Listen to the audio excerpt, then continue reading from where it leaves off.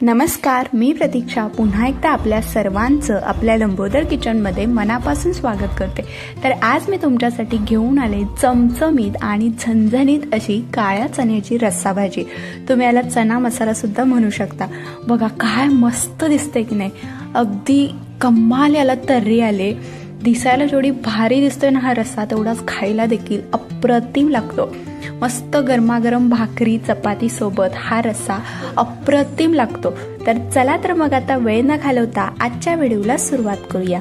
त्याआधी जर तुम्ही माझे व्हिडिओ पहिल्यांदाच पाहत असाल तर प्लीज व्हिडिओला लाईक करा आणि चॅनलला सबस्क्राईब करायला देखील विसरू नका।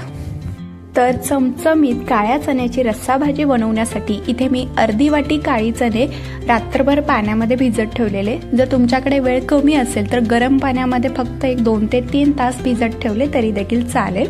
तर आता यामधलं एक्स्ट्राचं पाणी काढून घ्यायचं आणि 1-2 वेळा हे चणे आपल्याला स्वच्छ धुवून घ्यायचे आहेत। तर आता हे जे चणे आहेत ते आपण कुकरमध्ये शिजवून घेणार आहोत।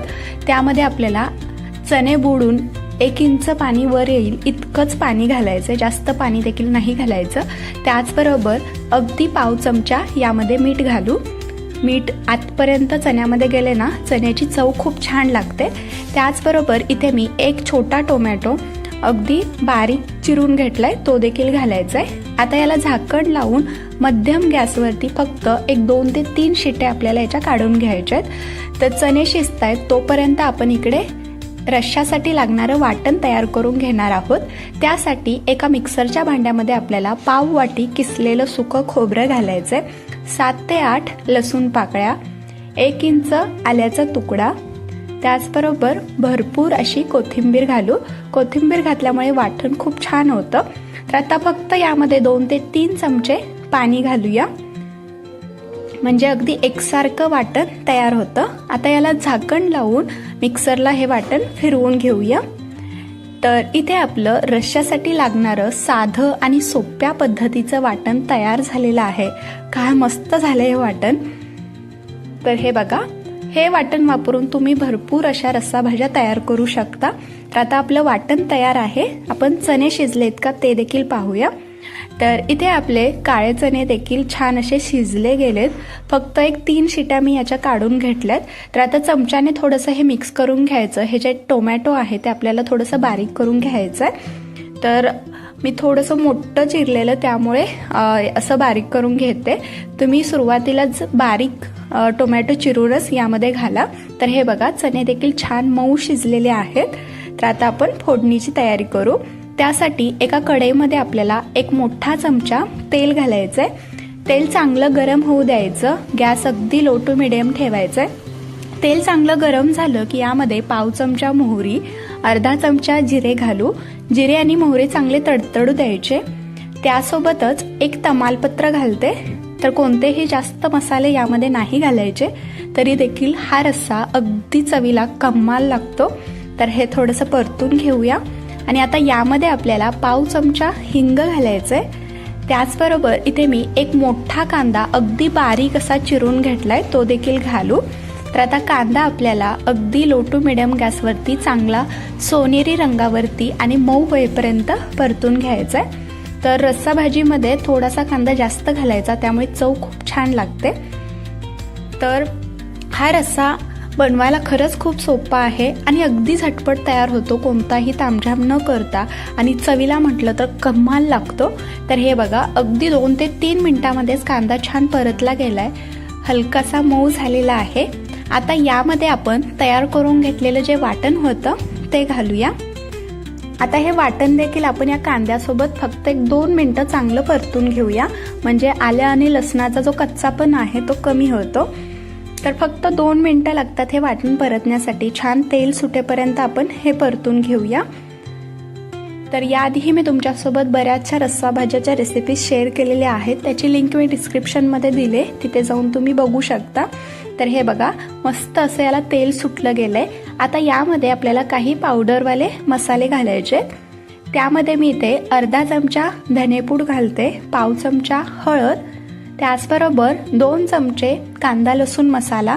तुमच्याकडे जर कांदा लसूण मसाला नसेल तर घरामध्ये जो कोणता तुमच्याकडे साठवणीचा मसाला आहे तो तुम्ही यामध्ये घालू शकता, किंवा काळा मसाला असेल तरी देखील चालेल।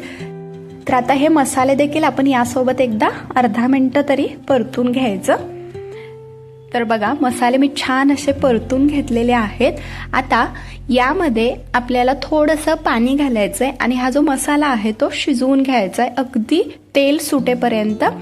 तर हे जे पाणी आहे ते मी आपण ज्या मिक्सरच्या भांड्यामध्ये वाटण तयार करून घेतलेलं त्यामध्येच मी थोडंसं पाणी घातलं आणि तेच पाणी या मी मसाल्यामध्ये ॲड करते. म्हणजे जो काही भांड्यामध्ये लागलेला मसाला होता तो वाया नाही जाणार.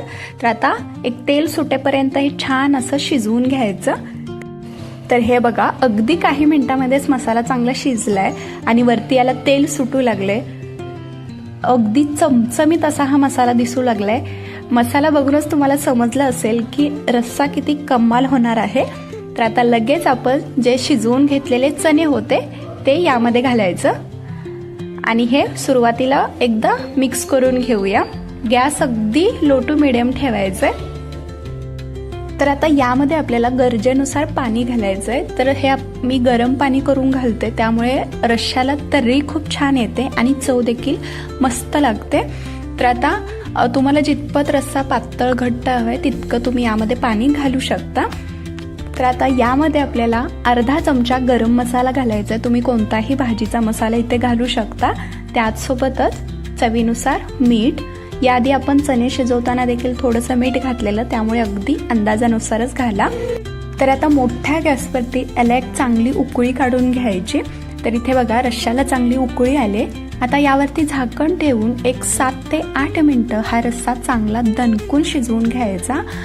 तर इथे आपला चमचमीत आणि झणझणीत असा काळ्या चण्याचा रस्सा तयार झालेला आहे. काय कमाल दिसतोय तुम्ही बघू शकताय. मस्त अशी याला तर्री आले. दिसायला जेवढा चमचमीत दिसतोय ना तेवढाच खायला देखील कमाल लागतो. तर आता सगळ्यात शेवटी यावरती थोडीशी बारीक चिरलेली कोथिंबीर घालायची. तर इथे आपला हा रस्सा तयार झालेला आहे. तर तुम्ही बघितलंच असेल अगदी बनवायला सोपा आहे. कुणीही अगदी सहज बनवू शकेल असा हा चना मसाला किंवा काळ्या चण्याचा रस्सा तयार होतो. तर आता आपण हे लगेच सर्व करूया. तर हा चमचमीत काळ्या चण्याचा रस्सा तुम्ही गरमागरम भाकरी चपातीसोबत खाऊ शकता किंवा भाकरी चुरून त्यावरती जर हा रस्सा घातला ना आहा मजा येते. तर या पद्धतीने तुम्ही देखील असा काळ्या चण्याचा रस्सा एकदा नक्की करून पहा. व्हिडिओ आवडला असेल तर लाईक, शेअर आणि सबस्क्राईब करा. पुन्हा भेटू अशाच एका नवीन आणि छानशा रेसिपीसोबत. तोपर्यंत धन्यवाद.